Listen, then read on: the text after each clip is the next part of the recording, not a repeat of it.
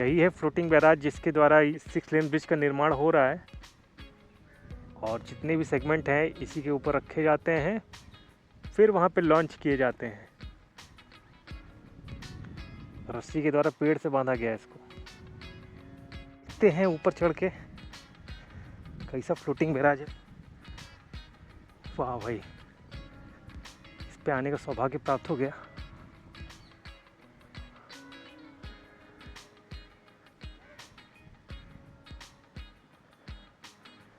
यहीं बीच में रखा जाता है जो सेगमेंट होता है। इतना बड़ा है यार ये, यहीं से नीचे गिर गया था, इसको वेल्ड किया गया सारा, उधर वाला भी वेल्ड किया गया है, पूरा टूट गया था, नीचे गिर गया था। और जो सेगमेंट है उसको यहाँ पे रखा जाता है। तिरुपति 02 वेस्ट बंगाल 1963। तो ये फ्लोटिंग बैराज है।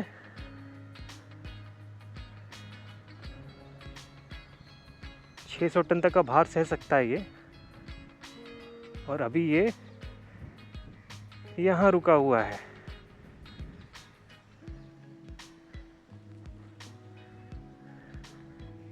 गंगा रिवर फ्रंट के सामने ही रुका हुआ है। दोस्तों, बाढ़ का पानी कम होने के साथ ही फ्लोटिंग बैराज का काम भी प्रयागराज में खत्म हो चुका है और अब यह पटना के लिए प्रस्थान कर चुका है। ये लास्ट वीडियो है फ्लोटिंग बैराज की जब ये गंगा रिवर फ्रंट के पास में खड़ा था। लगभग 1 महीने पहले इसी फ्लोटिंग बैराज पे दुर्घटना हुई थी जिसमें कोई भी हताहत नहीं हुआ, लेकिन ब्रिज का एक केबल सेगमेंट पानी में गिर गया था जिसे बाढ़ के बाद वापस निकाला गया होगा।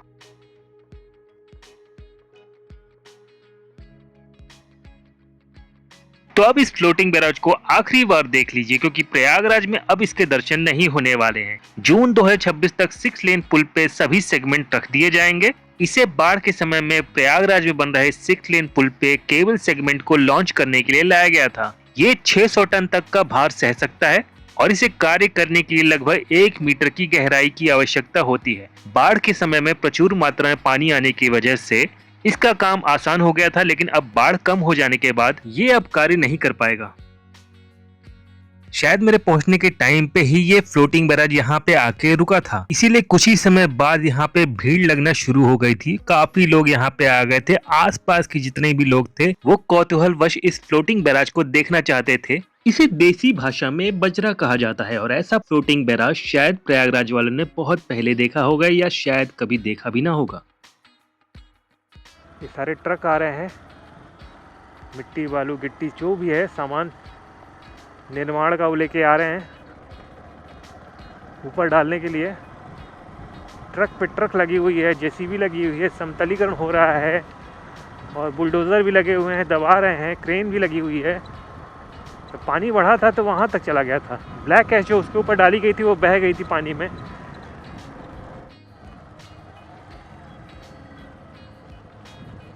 ऊपर कार्य चल रहा है।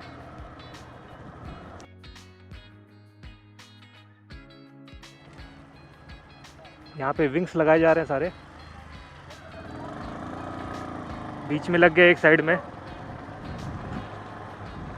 एक साइड में नहीं लगा है।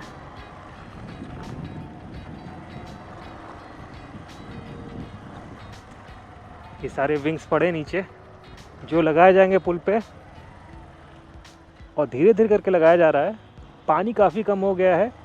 अब धीरे धीरे यहाँ पे सड़क बना दी जाएगी ताकि गाड़ियाँ जो हैं वो आगे तक जा सकें। फाफांग साइड से तो शायद जा भी रही हैं क्योंकि वहाँ पे ऊंचा है थोड़ा, इधर साइड में थोड़ा कम है। इस 6 लेन पुल को जून 2026 तक हर हाल में कंप्लीट करना है। अभी 2-3 दिन पहले मंडलायुक्त सौम्या अग्रवाल ने इसका निरीक्षण किया था और निर्माण संस्था एसटी सिंगला कंस्ट्रक्शन के साथ बेहतर समन्वय स्थापित कर कार्य की गति बढ़ाने के निर्देश दिए थे। उन्होंने निर्माण कार्य के लिए तय समय सीमा का कड़ाई से पालन किए जाने की आवश्यकता जताई और ये भी कहा कि आवश्यकता पड़ने पर अतिरिक्त संसाधन भी उपलब्ध कराए जाए ताकि कार्य को गुणवत्ता के साथ समय पे पूरा किया जा सके। ऊपर की साइड आप देखेंगे तो डेस्क स्लैब का काम चल रहा है और विंग्स लगाए जा रहे हैं। इस 6 लेन पुल का 90% तक काम कंप्लीट हो चुका है। बाढ़ की वजह से काम स्लो हो गया था, लेकिन अब इसे पूरी तेजी के साथ किया जाएगा और हर हाल में तय समय सीमा यानी जून 2026 तक इसका निर्माण पूरा किया जाएगा। और अब 6 लेन पुल के काम में तेजी दिख भी रही है। ऊपर के साइड में डेस्क स्लैब का काम काफी तेजी के साथ किया जा रहा है और विंग्स भी लगाए जा रहे हैं। यहाँ पे लेफ्ट साइड में आप देखेंगे तो क्लैंप लगा के विंग्स लगाए जा रहे हैं और आगे राइट साइड में पूरा एक डेस्क स्लैब तैयार हो चुका है जो 3 लेन का है। दूसरी साइड में डेस्क स्लैब पे विंग्स नहीं लगाए गए हैं जहाँ पे अभी क्रेन खड़ी है।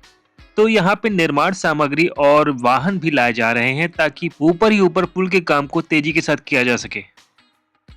आगे तक डेक स्लैब की अलाइनमेंट को सही कर दिया गया है, अब बस विंग्स लगाना बाकी है।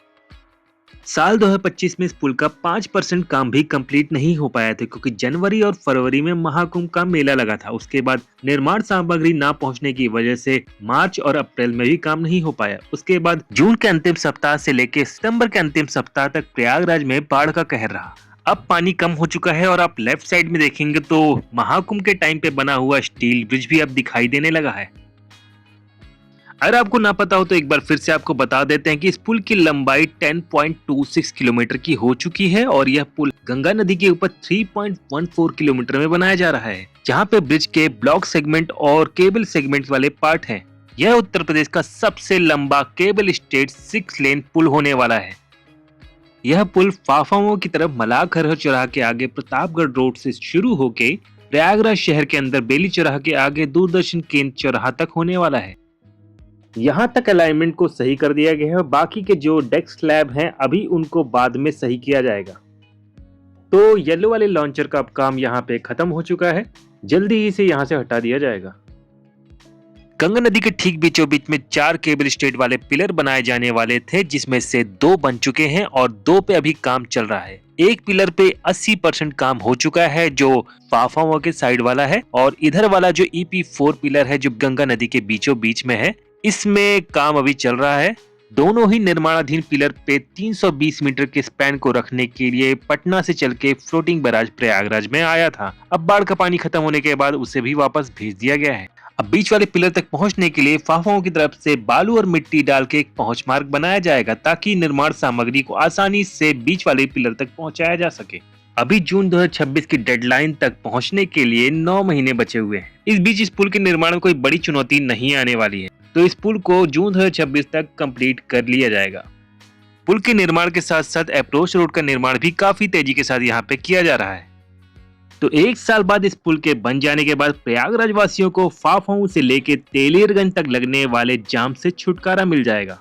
दोस्तों, अगर आपको इस वीडियो में दी गई जानकारी पसंद आई है तो लाइक, कमेंट, शेयर जरूर कर दीजिएगा और कमेंट में हमें यह भी बताइएगा कि अगली वीडियो आपको किस टॉपिक पे चाहिए। प्रयागराज और प्रयागराज के डेवलपमेंट से जुड़ी हुई और भी अपडेट के लिए आप मेरे चैनल को सब्सक्राइब कर सकते हैं। Thanks for watching. मिलते हैं नेक्स्ट वीडियो में।